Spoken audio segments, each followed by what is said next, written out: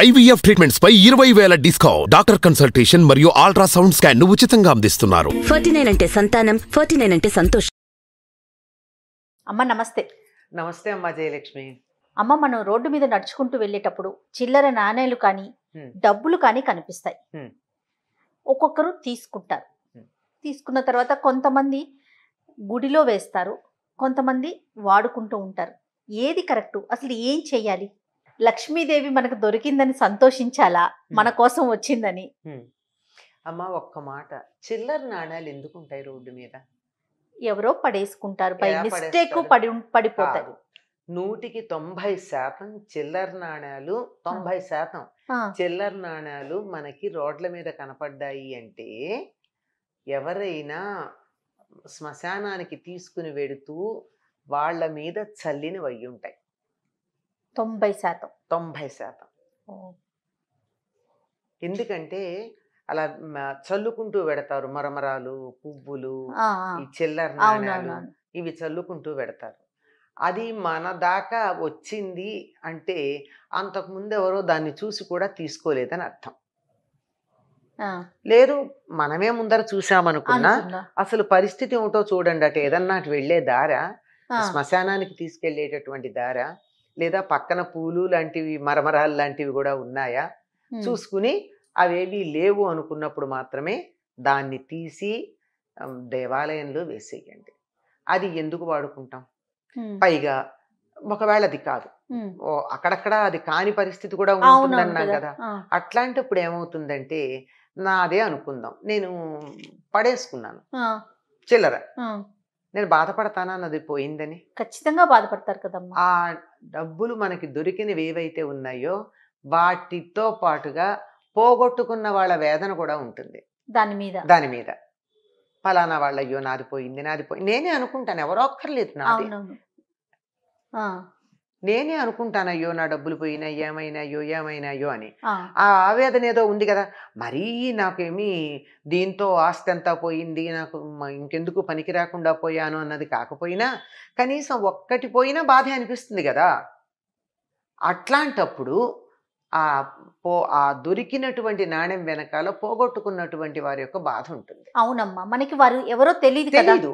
అట్లాంటప్పుడు ఇది ఎవరిదో, ఆ పుణ్యం వాళ్ళకే రావాలి అని చెప్పి దేవుడి దగ్గర వేసామనుకోండి, ఇప్పుడు వాళ్ళకి ఆ వేదన ఉండదు, పోగొట్టుకున్న వాళ్ళకు కూడా హాయిగా ఉంటుంది, ఒకళ్ళకి సంతోషం కలిగించిన పుణ్యం మనకు కలుగుతుంది.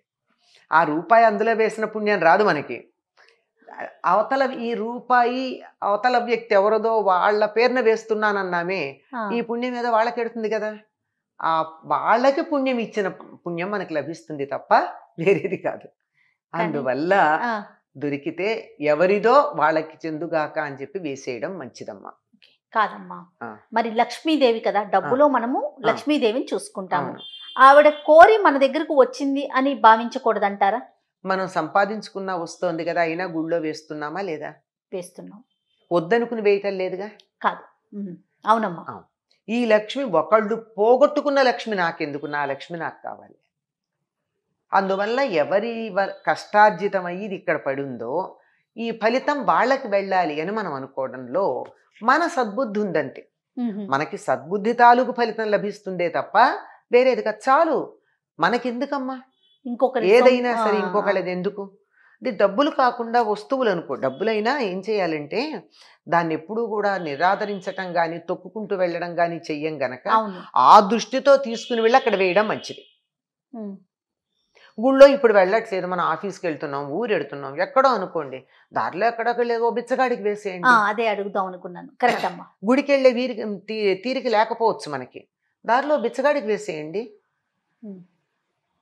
వాళ్ళకైనా లాభం, వాడైనా ఆ రూపాయితో బాగుపడతాడు కదా. ఒకప్పుడైతే పైసలు ఉండేవి, ఇప్పుడు రూపాయి పైసల కన్నా తక్కువైపోయింది కదా, అందువల్ల రూపాయి అంటున్నాను.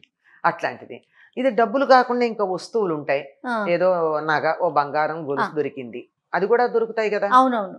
కానీ సాధారణంగా ఏం చేస్తారంటే, మేము నిజాయితీ అనుకునేటటువంటి వాళ్ళు పోలీస్ స్టేషన్లో ఇస్తారు, లేదన్న వాళ్ళు ఇంటికి పట్టుకెడతారు. ఈ రెండింటి ద్వారా కూడా ఎవరిదో వాళ్ళకి చెందదు. మీ ఉద్దేశం అయితే ఏమంటారు? ఎవరైనా ఈ వస్తువు పోలీస్ స్టేషన్లో ఇవ్వడం చేయకుండా పోలీస్ స్టేషన్లో కంప్లైంట్ మాత్రం పెట్టాలి. ఒక వస్తువు దొరికింది, అది ఎవరిదో గుర్తులు చెప్తే నేనే ఇస్తాను అనేటటువంటిది పెట్టుకుంటే వాళ్ళకి చెందుతుంది తప్ప అందరూ అట్లా ఉంటారని అనంగానే అదేలేమ్మా. అనేక రకాలు ఉంటాయి గనక నిజాయితీగా అలా ఇవ్వడం చాలా మంచిదమ్మా. ఏదైనా సరే అట్లా దొరికిన వస్తువుతో పాటు పోగొట్టుకున్న వాళ్ళ బాధ ఉంటుంది అందులో. ఆ ఉసురు మనకెందుకు? తగులుతుందంటారమ్మా? డెఫినెట్లీ తగులుతుంది. ఎందుకు తగలదమ్మా? ఉసురు అంటే కనపడకుండా ఉండేదే కదా. నేను బాధపడుతున్నాను నా వస్తువు పోయింది అని. అది పెట్టుకున్న వాళ్ళ దగ్గర ఉంటుందా ఉండదా ఈ బాధ? దాంతో పాటు వస్తువులు కూడా దే క్యారీ ద ఫీలింగ్స్ కదా. మనం అది చూడలేకపోతాం, మనుషుల్నే చూడగలుగుతాం, మనుషుల భావాలనే చూస్తాం. కానీ మీరు అన్నట్లుగా వస్తువులో కూడా ఎదుటివారి యొక్క సంతోషము ఉంటుంది, బాధ ఉంటుంది అనేది మనం ఆలోచించాలి. చాలా మందికి తెలియదు. తెలియదు అది. మీకు ఉదాహరణ చెప్తామమ్మా. ఎవరైనా చనిపోయారనుకుందాం.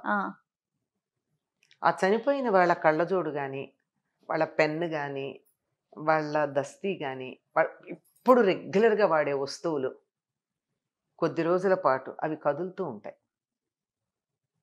అందరివి కాదు, కొద్ది మందికి దాని మీద మమకారం ఉంటుంది కొంతమందికి. అట్లా అదేమిటి అట్లా కదిలే చిత్తభ్రమ అంటే కాదు. జీవులు దాన్ని మళ్ళీ తీసుకోవాలని ప్రయత్నం చేస్తారు, కానీ వాళ్ళకి శారీరకమైనటువంటి భౌతికమైన శరీరం ఉండదు గనక అది తీసుకోలేకపోతారు. కానీ ఆ తీవ్రమైనటువంటి భావం ఉందే, ఆ భావం అది కొద్దిగా వాటిని కదిలిస్తూ ఉంటుంది. ఇది వాస్తవం. ఇది మా భ్రమ, దెయ్యం, భూతము అని చాలా అది భయపడడాలు, భ్రమను కూడా రెండు ఎక్స్ట్రీమ్సే ఉంటాయి. కానీ వాస్తవం ఏమిటంటే అది కాస్త కదులుతుంది.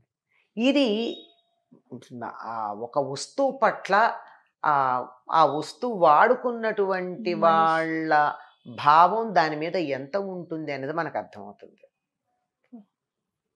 అంటూ ఉంటాం, ఇది పెన్ను లాంటిదో దొరికింది, ఈ పెన్నుతో రాయడం మొదలు పెట్టాక నాకు అసలు ఎంత బాగా వస్తున్నాయో భావాలంటారు కొంతమంది. లేదు ఇదిగో ఈ దరిద్ర పెన్ను దీంతో రావట్లేదంట. పెద్ద దరిద్రం కాదు, దాన్ని అది దొరికినప్పుడు మనం తీసుకుంటే దాని మీద అవతల వాళ్ళ భావాలు తీవ్రంగా ఉన్నాయి అని అర్థం. వస్తువులన్నిటికీ కూడా ఉంటుందమ్మా.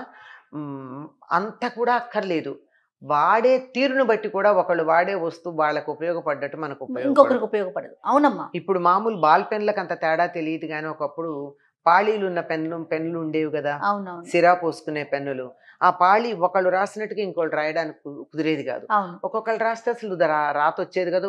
ఆ పెన్ను ఓనర్ ఎవరున్నారో వాళ్ళకు కుదిరేది. ఏమిటంటే ఇది భౌతికంగా చెప్పుకోవాలంటే అలవాటు, నిజానికి కనపడనటువంటి ఇమోషన్ దాంతో ఉంటుంది. వస్తువులు కూడా మనం ఆ కోణంలోనే చూడాలి. అమ్మా మనకు పద్ధతి ఉందమ్మా. మనకి తప్పనిసరిగా సంక్రాంతి అయ్యాక కనుమ రోజున ఏం చేస్తాం మనం? అన్నిటినీ పూజ చేస్తాం కదా. నాగల్ని పూజ చేస్తాం, కాడిని పూజ చేస్తాం, బండిని పూజ చేస్తాం కదా. బండికి ఉండే కాడి, ఆ వెనకాల తొట్టె ఉంటాయి కదా, అవి నాగలి, వీటన్నిటినీ పూజ చేస్తున్నామా లేదా? ఇక్కడైతే దసరాలకి దీపావళికి కార్లు తర్వాత స్కూటర్లు వీటన్నిటిని కడుక్కొని పూలు పెట్టి అన్ని పూజ చేస్తామా లేదా? ఒక ఆయుధం కూడా చక్కగా వాడాలి అంటే, అది మనకు పనిచేయాలి అంటే దాని పట్ల కూడా మనకు గౌరవం ఉండాలి. సో దీన్ని బట్టి వస్తువులు అంటే మనం డబ్బును కూడా అలానే చూడాలి, అంతే కదమ్మా. నాణేలే కావచ్చు, కాయిన్సే కావచ్చు, లేకపోతే నోట్లే కావచ్చు, ఏదైనా కూడా అది వాడిన మనిషి యొక్క మంచి చెడు అంటే భావం అనేది దాని మీద ఉంటుంది, కొంచెం ఉంటుంది. కొంతమంది తీవ్రంగా ఆలయాల్లో వేయటం, లేదంటే ఎవరైనా లేని వాళ్ళకి మనం ఇవ్వగలిగితే ఇచ్చేయటం మంచిది. ఇప్పుడు మీకు ఒక చిన్న గొలుసు దొరికింది అనుకుందాం. అవునమ్మా. మీకేమో అది రోడ్డు మీద కాలికి తగిలింది, బంగారం. తప్పనిసరిగా మీరు అన్నట్టు లక్ష్మి ఇంటికి తెస్తాం, పెట్టండి, కడిగేసి దాన్ని శుభ్రంగా పాలతో కడిగేసి దేవుడి దగ్గర పెట్టండి. ఎవరన్నా బీదవాళ్ళు పెళ్లి చేసుకుంటున్నామంటే వాళ్ళకి ఇచ్చేయండి, ఉంచుకోవద్దు. సరే ఉంచుకుంటే బంగారానికి పెద్ద దోషం లేదని అంటారు, అది రెండో పక్షం. ఓకే, సాధారణ నియమం మీరు చెప్పేదైతే మాత్రం ఎవరికైనా లేని వారికి ఇచ్చేసేయండి, లేకపోతే గుళ్ళో అమ్మవారికి ఇచ్చేసేయండి. ఎలాగో మనం అనుకుంటాం కదా ఎప్పుడో గుళ్ళో దేవుడికి ఏదో చెయ్యాలని, చెప్తున్నాను అట్లా చేయడం. మీరు అన్నట్లుగా ఆ భావన ఎంత తృప్తిగా ఉంటుందో కదమ్మా. అవును, తప్పకుండా. నాకు నీకు ఇచ్చేటటువంటి అవకాశం ఇచ్చావు, నాకు ఇది దొరికింది, నీకు సమర్పించే అవకాశం ఇచ్చావు, ఎవరిదో నాకు తెలియదు, నా చేతుల మీదుగా నీకు ఇస్తున్నాను అమ్మా లేదా అయ్యా, ఇంత అవకాశం ఇచ్చావని నమస్కారం చేస్తే అయిపోతుంది. సూపర్, థ్యాంక్ యూ అమ్మా, థ్యాంక్ యూ, నమస్తే. నమస్తే అమ్మా. ఈ వీడియో కనుక మీకు నచ్చినట్లయితే లైక్ చేయండి, షేర్ చేయండి, మరిన్ని వీడియోస్ కోసం మా ఛానల్ని సబ్స్క్రైబ్ చేసుకోండి. సుమన్ టీవీలో మీ పర్సనల్ అండ్ బిజినెస్ ప్రమోషన్స్ కోసం కింది నెంబర్కి కాంటాక్ట్ చేయండి.